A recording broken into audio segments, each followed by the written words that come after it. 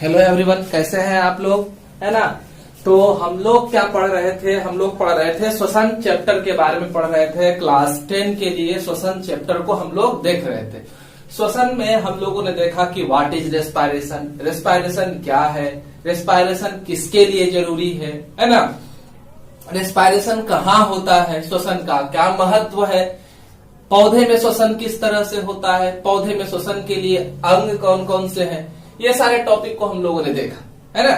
आज हम लोग देखेंगे क्लास 10 के लिए जंतुओं में गैसों का आदान प्रदान। जंतुओं में गैसों का आदान प्रदान मतलब पृथ्वी पर जो विभिन्न प्रकार के जीव जंतु पाए जाते हैं उनमें गैसों का आदान प्रदान कैसे होता है, और साथ ही मनुष्य में गैसों का आदान प्रदान किस तरह से होता है, मनुष्य के अंदर किस तरह के अंग होते हैं जिसके द्वारा गैसों का आदान प्रदान होता है, इन सभी चीजों को हम लोग आज देखेंगे, है ना। तो शुरुआती दौर से चलते हैं, पृथ्वी पर एक कोशिकीय जीवों को देखते हैं। एक कोशिकीय जीवों में अमीबा है, पैरामीशियम है ना, यूग्लिना है। तो इन सभी जीवों में कोशिका में ऑक्सीजन की जरूरत होती है। तो उस ऑक्सीजन की जरूरत को पूरा करने के लिए कौन होता है, तो इन ऑक्सीजन की जरूरत को पूरा करने के लिए कोशिका झिल्ली ही होती है, कोई श्वसन अंग नहीं होता है। इस कंडीशन में कोशिका झिल्ली क्या करती है, विसरण विधि के द्वारा जहां पर वो रह रहा है उस वायुमंडल से, है ना, जल हो या जहां हो वहां से ऑक्सीजन को सोखने का काम करता है और उसमें श्वसन की प्रक्रिया संपन्न होती है, ठीक है। और जीव छोटा है, कम मात्रा में ऊर्जा की जरूरत है, तो उसकी आवश्यकताएं जो है उतना से पूरा हो जाती। इसी तरह से हाइड्रा को आप देखें, बहुकोशिकीय जंतु है ना। तो उसमें क्या होता है, उसके लिए भी उसके बॉडी के जो सतह होते हैं उसी के द्वारा श्वसन की प्रक्रिया संपन्न होती है। लेकिन जो विकसित जीव है जैसे स्तनधारी है, पक्षी है, सरीसृप वर्ग के जंतु हैं, तो इन सभी जीवों में क्या होता है, श्वसन के लिए खास विशिष्ट अंग पाए जाते हैं, उसी के द्वारा श्वसन होता है, ठीक है। तो कौन कौन से श्वसन अंग हैं, तो श्वसन नली है, इसी को ट्रैकिया कहते हैं, गिल्स है और फेफड़ा है ना। विकसित प्राणियों में जो उत्तक स्तर की रचना को रखते हैं, अंग स्तर की रचना को रखते हैं, उनमें जो है वो ये सारे अंग पाए जाते हैं। अब एक एक करके सभी का विवरण हम लोगों को लेना है। तो सबसे पहले आपका ट्रैकिया है ना, जिसको क्या कहते हैं, श्वास नली भी कहा जाता है। ट्रैकिया कीटों में पाया जाता है। जैसे कोई तेलचट्टा को उठा ले, टिड्डा को उठा ले, ग्रास ऊपर जिसे कहते हैं, उसमें आप क्या कर सकते हैं, उसे उसके पिछले वेंट्रल सतह को, टिड्डा ऐसा है तो उसके नीचे वाले सतह पर आप ऑब्जर्व अगर करेंगे तो उस टिड्डे के निचले सतह पर, है ना, उसके निचले सतह पर इस तरह से ढेर सारे छोटे छोटे छिद्र पाए जाते हैं। इन छिद्रों को स्पाइरेकल कहा जाता है। इन छिद्रों को क्या कहते हैं, स्पाइरेकल कहते हैं, श्वास रंध्र कहते हैं। इसको क्या कहा जाता है, श्वास रंध्र कहा जाता है। और ये सभी स्पाइरेकल शरीर के अंदर एक मोटी नलीनुमा रचना से जुड़े होते हैं। ये सभी स्पाइरेकल्स क्या होते हैं, शरीर के अंदर एक मोटी नलीनुमा रचना से जुड़े होते हैं, है ना। इस मोटी नलीनुमा रचना को ही ट्रैकिया या श्वास नली कहते हैं। तो वायुमंडल से जिस हवा को यह अवशोषित करता है वो सारा हवा पहुंच जाता है कहाँ, तो इस ट्रैकिया के अंदर। और ट्रैकिया क्या करता है, विसरण विधि के द्वारा शरीर के विभिन्न अंगों में, उत्तकों में रक्त ये ऑक्सीजन को पहुंचाने का काम करता है। याद रखना है कि इन सभी जीवों में जो है हीमोग्लोबिन नहीं पाया जाता है ना, और रक्त का जरूरत नहीं होता है श्वसन के लिए पूरा कराने के लिए, ठीक है। आप देखते हैं जलीय जीवों में गिल्स पाया जाता है, खास करके मछलियों में। मछलियों के अलावा जो है कुछ और जीव है, जैसे झींगा है, सीप है, तो ये सब इनवर्टिब्रेट अकशेरुकी है। लेकिन इनमें भी श्वसन जो होता है ना, वह किसके द्वारा होता है, गिल्स के द्वारा होता है। और यहाँ तक कि मेढक का जो लार्वा होता है, जिसे टैडपोल कहते हैं, उसमें भी श्वसन के लिए क्या होता है, गिल्स ही उपस्थित होता है। गिल्स के द्वारा ही श्वसन होता है ना, गलफड़ा। तो आप मछलियों को देखे होंगे, मछलियों के मुंह में क्या देखते हैं कि दोनों साइड में एक ढक्कन जैसा कुछ लगा है, उसे अपरकुलम कहते हैं। और उस ढक्कन के अंदर जो है पट्टिकाओं के रूप में गिल्स पाए जाते हैं। ठीक है, तो ये गिल्स जो है वो क्या करते हैं, जो भी जल आते हैं मुंह से जल को लेता है ना, मुंह से जल को लेने के बाद वो जल पहुंच जाता है कहाँ, गिल्स में। मुंह से जल को लेने के बाद गिल्स में जल पहुंच जाता है और गिल्स जल में घुलित ऑक्सीजन को खींच लेता है और बाकी को जल को बाहर कर देता है। इस तरह से ये श्वसन करता है ना। अब देखें कि इसका जो श्वसन किया हुआ ऑक्सीजन है वो गिल्स से डायरेक्ट कहां चला जाता है, तो शरीर के अंगों तक चला जाता है। हम लोगों में क्या देखे थे कि नाक से हवा फेफड़े में जाती है पहले और फेफड़ा से वह हृदय में, और हृदय उसको विभिन्न भागों तक पहुंचाने का काम करता है। लेकिन मछलियों में क्या होता है कि हृदय की आवश्यकता ऑक्सीजन को अंदर पहुंचाने में नहीं होती है। जब उत्तकों के अंदर ऑक्सीजन पहुंच जाता है, उत्तक कोशिका के श्वसन को पूर्ण कर लेते हैं, तब जो कार्बन डाइऑक्साइड बनता है वो कार्बन डाइऑक्साइड हृदय में आता है और हृदय से फिर गिल्स में जाता है, फिर उसको बाहर निकाला जाता है ना। तो हमारा हृदय, इसका जो हृदय है, मछलियों का हृदय 2 चैम्बर का होता है और एक ही परिवहन को करता है, दोहरा परिवहन नहीं करता है, सिर्फ ऑक्सीजन कार्बन डाइऑक्साइड का शरीर से बाहर निकालने का काम करता है। ठीक है, तो ये हम लोगों ने गिल्स के बारे में जाना कि गिल्स क्या है, किस तरह से काम करता है।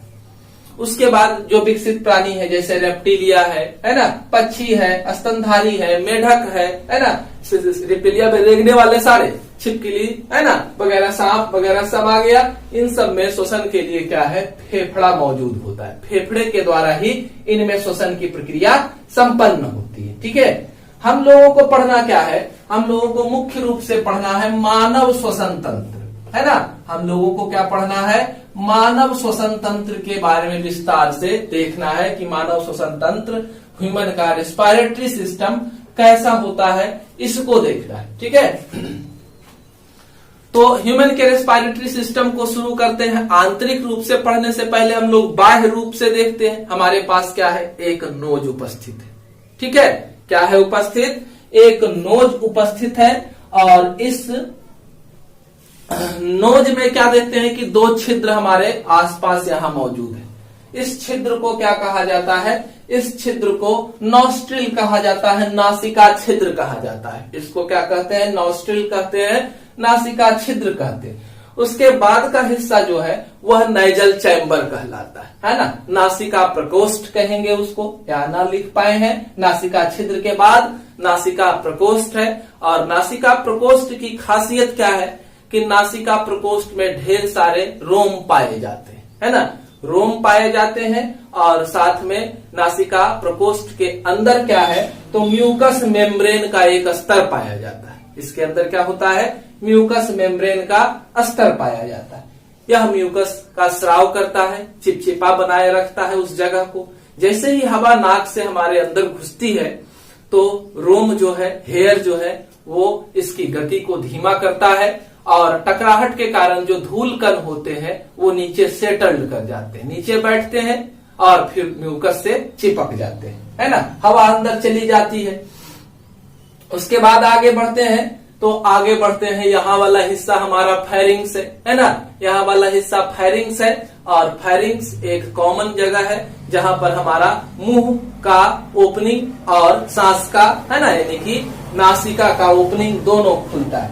फेरिंग्स आगे बढ़ता है, मुंह वाला तो हमारा पाचन नली में चला जाएगा, यह आगे बढ़ता है। यह आगे वाला हिस्सा इसका क्या कहलाता है, स्वर यंत्र कहलाता है, लैरिंग्स कहलाता है, वॉइस बॉक्स कहलाता है। यह आवाज उत्पन्न करता है। यहाँ का हिस्सा क्या करता है, आवाज उत्पन्न करने का काम करता है। आगे की पूरी नली जो है उसे ट्रैकिया कहते हैं। आगे की पूरी नली को क्या कहते हैं, ट्रैकिया कहते हैं। आगे की पूरी नली ट्रैकिया कहलाएगी, है ना। ट्रैकिया एक नली है और इस नली के दीवार के ऊपर उपास्थि से बनी हुई लगभग 20 रिंग पाई जाती है। उपास्थि से बनी हुई लगभग 20 रिंग पाई जाती है जो अर्धचंद्राकार होती है, माने पूरे नली पर नहीं होती, आधा वलय के रूप में पाई जाती है, जो इस नली को सिकुड़ने से रोकती है। इस नली को क्या करेगी? सिकुड़ने से रोकेगी, है ना।